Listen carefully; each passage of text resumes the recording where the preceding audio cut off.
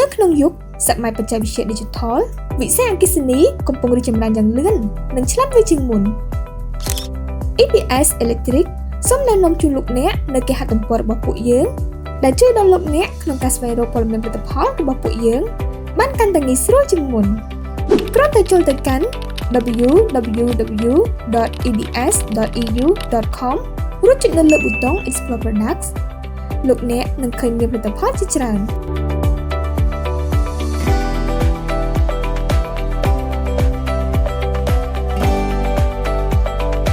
សម្រាប់រូបភាពរបស់ផលិតផលនីមួយៗគឺជារូបភាពជាក់ស្ដែងទៅតាមការជ្រើសរើសរបស់លោកអ្នកបន្ថែមពីនោះពួកយើងភ្ជាប់មកជាមួយកាតាឡុកផលិតផលឯកសារណែនាំការប្រើប្រាស់ឯកសារទិន្នន័យបច្ចេកទេសនិង AutoCAD សម្រាប់ជាជំនួយក្នុងការ design ផងដែរ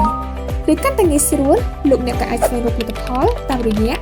មុខងារស្វែងរកប្រើប្រាស់ EDS Electric Brand ដើម្បីការពារហានិភ័យគម្រោងអគារលោកអ្នកនិងសុវត្ថិភាពដល់អ្នកប្រើប្រាស់